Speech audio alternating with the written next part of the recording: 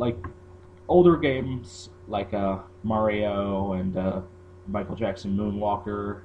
I'm saying that off the top of my head because I actually played it and watched some gameplay of it recently. But I actually did as well. But the points of those games, Michael! and then the monkey. But anyway, Terrifying.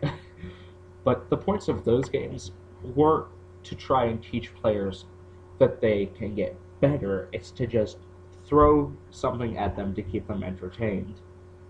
Well, that may seem like a shifted point of view, that is honestly what video games started as, just another form of entertainment. And now, since Final Fantasy VII, games have become much more of an art. Now, people are probably going to say that there are games that use cinematics and story a lot better before Final Fantasy VII, but just the fact that a game that big happened, that took people out of their lives using stuff, other media like TV and movies, goes to show that before that point in time, video games weren't a big contender in home entertainment. There were a few people who were, by that time, already kind of delved into the electronic world a little bit too far. But I think by that point, I don't know, people who really liked Sonic.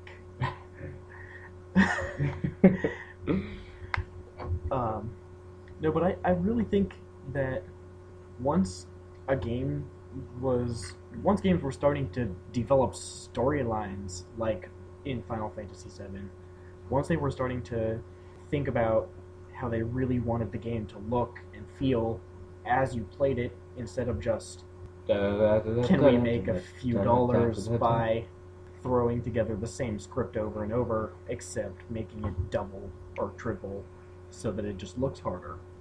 And they really thought about how to increase the difficulty instead of just when to increase it, or learning new skills throughout the game, and keeping it so that it's more of a steady stream of knowledge and growth. Empowerment, and one might say. Yeah, where instead of just you really have to think about what you're doing in the game to be effective towards the end, using the ever popular Pokemon series.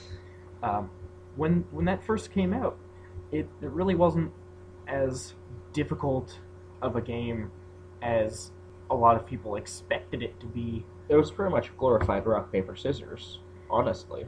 Pick a move, if it does something, do it again. Your Pokemon will level themselves up. Also, it's not manual. You don't have to choose their skills. Well, you still chose their skills. You choose what skills they keep. And a lot of people have problems with that because, like, in the show, Ash's Pokemon seem to always keep every move they learn. But that's sort of a different visual media.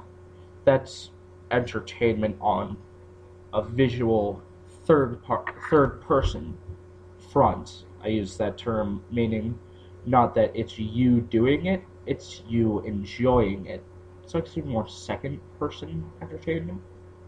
Yeah, I'm thinking that the reason that your Pokemon can only keep 4 moves is, one, so that the cartridge doesn't get cluttered, because there's not really much storage space on a 1995 Game Boy Advanced console cartridge. Game Boy Advanced?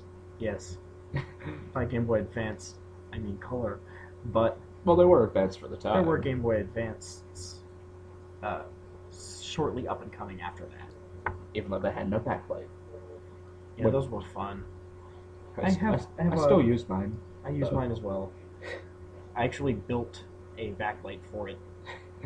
Actually, it's not a backlight, it's a front light, but still, it works. And I can play my game in the dark. And the only reason I did that is so that I could play through Pokemon Blue, actually. And getting back to what you were saying, yeah, it was probably due to hardware limitations. But you also have to take in mind that even though it was a hardware limitation, it actually shows to mirror real life. And Like, as you get older, you learn new things, but you don't remember everything you learned earlier. And as you get older, you learn less and less, but each time you learn, it's more important. it also really it adds, like we were saying before, an extra layer of difficulty to the game, where you can't just have every move that you knew before. You have to predict what you're going to encounter, and really think about what's going to be more useful. For instance, should my Mewtwo forget recover? The answer to that is no, by the way. Always have at least one support move on every psychic that you have. Well, I don't really think recover is a support move. It's not like Healing Wish or something like that. Oh yeah, but it's a self-support move. Like, you'd use it in... Actually, anytime that I get an Abra, once it gets leveled up, I really do basically turn it into a support Pokemon. Like Healing Wish, Reflect, Protect, Barrier. yeah. I like to throw a U-turn on it as well, just so that I can switch it out. All on the newer generations. Yeah, And I'm talking like Diamond. Diamond and up. Like, in the older games... No, we'll cut that off at Black and White. It just disappeared from there. There is nothing above...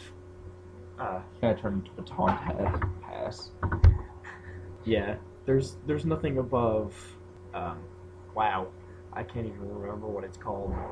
Because... U-turn? Platinum. There's go. nothing above Pokemon Platinum. It just stops there. I do enjoy the new graphics in X and Y, though.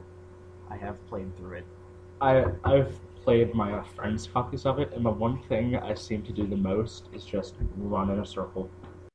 Okay, we're back from the audio issue we had a minute ago, but that goes to prove another point that I had, that the evolution of gaming is constantly changing with each new generation. Like, with Pokemon, it just started out as you're a kid, you're in a world full of monsters that you can capture with little capture corp devices, and you can use them to fight. They can become just tools, or they can become your friends. And based on that one premise, they evolved a whole empire off of it. Now, I'm not saying that Pokemon was the only good game Nintendo made. That is not what I'm saying at all. But it is literally one of the oldest things they have.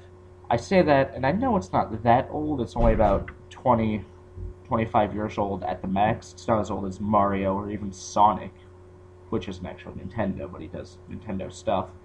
But still, it is what most people remember being their first game. And as they grew up, they got the recent version of that for their kids, and that ended up being their kids' first game.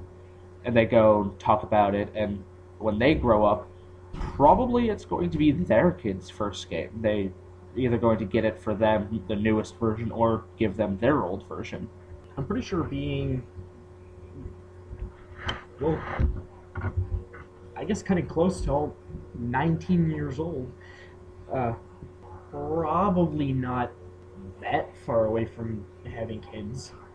I'm pretty sure that's going to be a game that eventually I will play with my kids, just because I grew up playing Pokemon, and it seemed like having a game that you start out with and having that game continue to grow as you are growing is kind of an interesting thing. Like, my stepdad grew up with Final Fantasy. He's played through every Final Fantasy game to date, and he's 36 and he's still playing Final Fantasy because that's what he grew up with, and it's just something that he found really interesting. Yeah, I'm a second generation gamer. When my parents were kids, they didn't have home consoles. They literally had to ask their parents for money. they'd ask their parents to bring them to the nearest mall or arcade, and then they'd go and they'd just play games for like a day, and just waste a day and like $5. And that was a big commitment back then. I'm not saying that my parents are that old, which they kind of are. Not saying that from like an oblivious teenager perspective, I'm the youngest of 6. My parents aren't that young. They were 30 when I was born, and or older. And I still have games that my dad got when they first came out that I'm finding out that he played and he has. Yeah, I still have a completely packaged SNES with Caesar's Palace still in the plastics, which is kind of interesting. I'm actually really afraid to open it. The only thing that I know that the power cord is missing, which is a shame.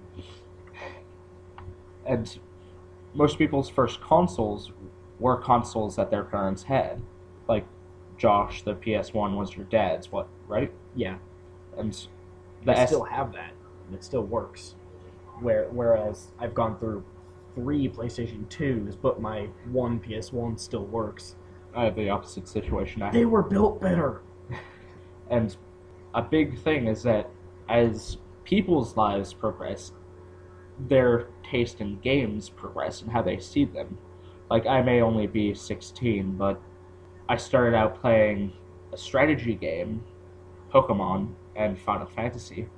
And honestly, strategy games are still my favorite genre, even though as they get more complex and I have to play them later and later because I'm finding less time to play them, I still enjoy them because of the same basic principles. I think that I've also found that the time that I play games has gotten further and further into the night, or even into the morning, on the weekends. Well, we'll say that it's only on the weekends that I stay up until 3 in the morning. And that shows dedication, in all honesty. There's nothing more flattering to a developer than hearing that a person has done all of the stuff they have to do in the day. They've stayed up from like 6 a.m. until 10 just doing their job and doing the stuff that needs to get done. And then they stop and take time to play the game that you made. And I'm sure the people at Riot would be absolutely overjoyed to hear that I have played over 4,000 games of League of Legends. Because, well, most gamers don't go to it professionally or don't try to do stuff on YouTube. Like, I'm not saying that people that do stuff on YouTube are bad gamers. I'm just saying that they do it not because, well, they do it because they enjoy it, or else they wouldn't keep doing it. But they do it more for the audience's enjoyment. Like, if there wasn't an audience, they probably wouldn't do it. And I'm not saying that they do it just for the audience, like, to get views and to get noticed. They do it for the audience's entertainment. And while it's one thing for you personally to play a game until 3 a.m., it's another thing to watch somebody who is playing it and not actually get the game. Like, it's a lot more gratifying to know that somebody enjoyed your work than somebody who enjoyed your work that made work off of it, and that work they made is getting enjoyed. Like, for instance, PewDiePie, Markiplier, the Yogscast, Rooster Teeth. And Rooster Teeth brings up another topic, which is how people who enjoy video games just take that enjoyment and make it into something huge. But that's a topic for another day. And anyway, this interview is pretty much the first of 3. So there's going to be 2 more probably this long, if not longer, and if I don't break this one into parts, that are going to cover 2 additional topics. Like, this one was pretty vague anyway. This is supposed to be just like an introduction interview. But the next one is going to be based around how the games themselves have evolved. Like, we covered that topic in this, but it's going to go more in depth. It'll be more concentrated, like apple juice. Okay, heavy. And then after that one, the third one is going to focus more on how has gaming changed from... It's diaper. No. How has gaming changed, like, over time? Like, Josh's experiences are different than mine, but we still had similar experiences because we've grown up in the same generation of gamers. We're only, like, 2.5 years apart. 3. And... we've both listened to some creepypastas. No. Just no. Another topic, Josh. Another topic. And... game theory? Game theory is good. And, well, we can get into that in the second or third one. But these aren't for just us talking about video games. This is sort of a self-reflection on how we've changed with the video games. Or other video games have changed us. Yeah, which is essentially the same thing. And because of that, this is going to be a lot more personal than, let's say... let's play Minecraft. Yeah, this isn't going to be something that's just spur of the moment, thought of something, turned on a capture card, and just did it. This is something that's taken actual planning to try and set up. And me and Josh, while we do other things outside of this, like we play games, we have school, we both do jobs, well, we have jobs. We don't do them, we have them, we do them while we have them. Oh, the calamity. But this is something that we felt that should be done.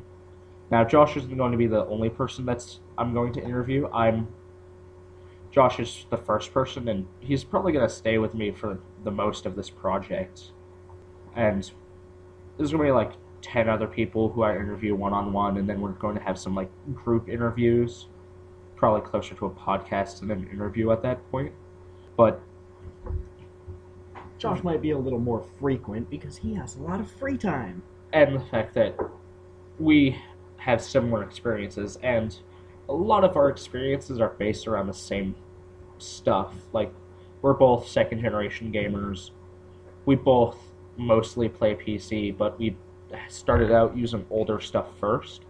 And while he has a more active group of friends that he plays multiplayer in League with, I am more of a solo player. Like, instead of seeing me playing League or Dota, you'd probably see me playing games like Dishonored or Bioshock, the Bioshocks, DLC for single player games.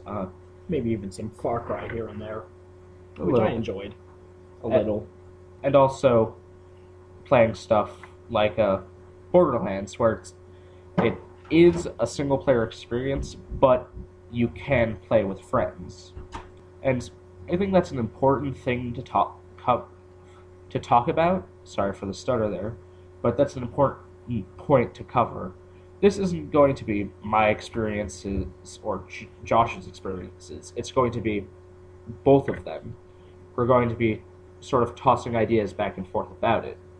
And while that may sound a bit droll to begin with, as we get into more specific topics, you'll begin to see how different views change how people play games. Like, honestly, Josh plays League as a support. I play it more as an assassin or a deep or self-healing tank. I don't go into something without the plans to finish it, and Josh doesn't go into something without someone else there to help him and cover him. Not necessarily. Every once in a while, if my carry's not doing very well. If your carry's not carrying. That leaves me to star call them to death. But If you don't know what League of Legends is, then you probably don't know what I just said. But Starcall is one of the easier support's primary abilities. But other than that, this is probably going to be us rambling about stuff we've done and how things have changed. Now, I'm not that old, and what I said makes me sound like an old man, but stay with us. You'll hopefully enjoy what you see, and later on, as I get some money from my job, I'm going to be setting up some capture devices, and we're going to be playing some games together to show and talking about what's changed in like those games or those genres. And this about covers it for interview number 1. Any last words? I don't know. Maybe eventually in one of these other interviews, I'll get to ramble about the roles in League of Legends. And they'll probably be in the next one. Yeah! I love rambling. And this is about it. Adios! Thanks for listening.